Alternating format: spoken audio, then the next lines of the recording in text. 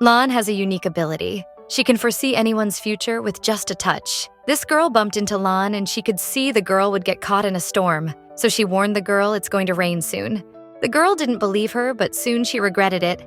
Lan works as a coordinator of filming projects in her company. The company's CEO, Jing, is known to be a cold and distant man, especially with women. This is because he has a secret, strange weakness that he's been trying to hide from everyone. He faints when touched by a woman. One day, at work, Lan was harassed by a client. Jing got her out of the trouble. Once the nasty client was gone, Jing asked Lan to follow him to his office to discuss a video ad they filming the next day. As they were walking to the office, Lan almost bumped into Jing. Jing touched her face when he was trying to stop her from falling. To his surprise, he didn't faint after touching Lan. At the same time, from the touching, Lan shockingly saw glimpses of her future intertwined with Jing's. The next day at the filming site, Lan met the celebrity model Yu, who's the female lead of the commercial they are shooting. Yu appears to be a nice lady. She's also Jing's childhood friend. However, behind the scenes, she's very mean and rude.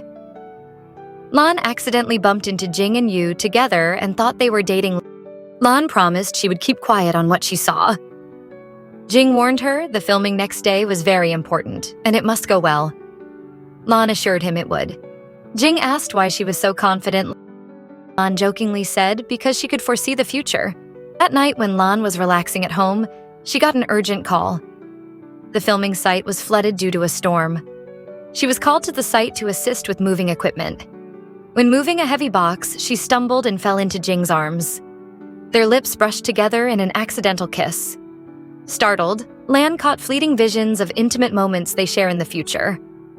Meanwhile, Jing was perplexed. Why didn't her touch incapacitate him like it did with other women?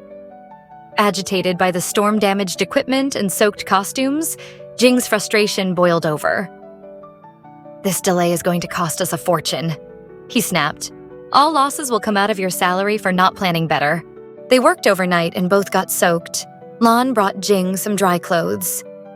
As he removed his shirt, Lan's eyes caught his bare back and she froze. The scar she had seen in her visions of his future wasn't there.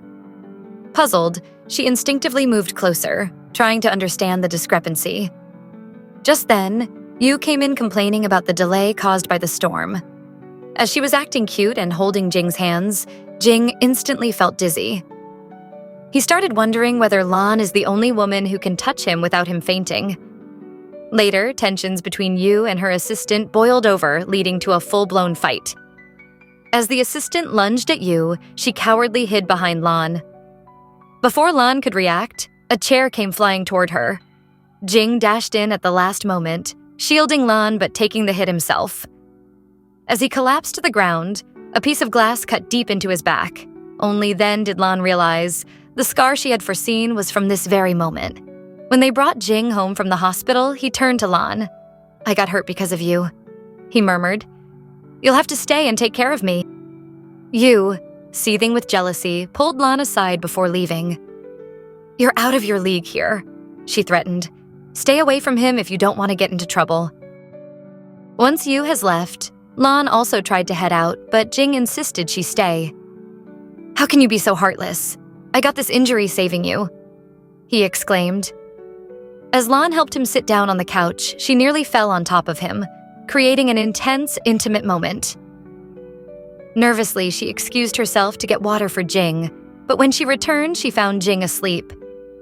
Despite his usual cold demeanor, she finds him adorable when he's sleeping.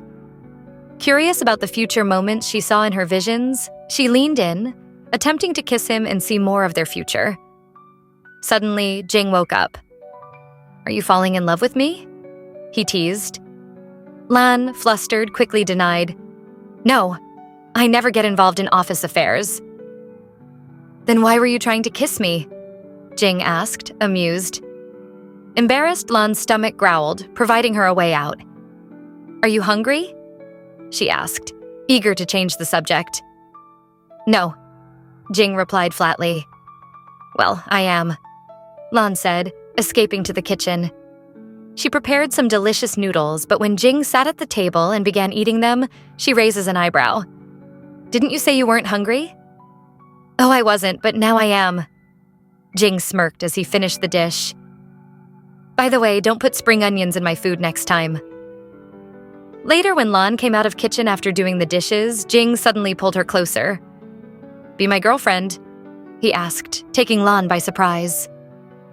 She panicked and ran away, thinking he was joking. Later, Lan's ex, Lu, reappeared, asking her to reconcile. Jing interrupted the conversation, demanding, "Who are you?" Lu introduced himself as Lan's boyfriend, much to Jing's irritation. "She never mentioned you," Jing retorted. Lan pulled Lu aside, explaining, "We already broke up." But before the conversation could end, Jing stepped in and dragged her away. Feeling disheartened that night, Lan went to a bar, reflecting on her past relationships, all of which ended due to her ability to foresee their doomed futures. Drunk and upset, she nearly got hit by a car but was once again saved by Jing. In her inebriated state, she said, "Lu is a bad guy. He cheats on me. But you're bad too." "What? Why?" Jing asked, confused. "Because you're dating you, and you'll sleep with me," she blurted out. Jing laughed.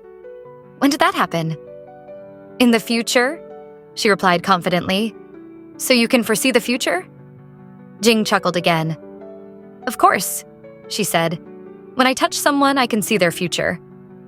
"Okay then, tell me, what else will we do?" Jing asked playfully. "I forgot," Lan mumbles. "Let me help you remember," he said softly, leaning in and kissing her.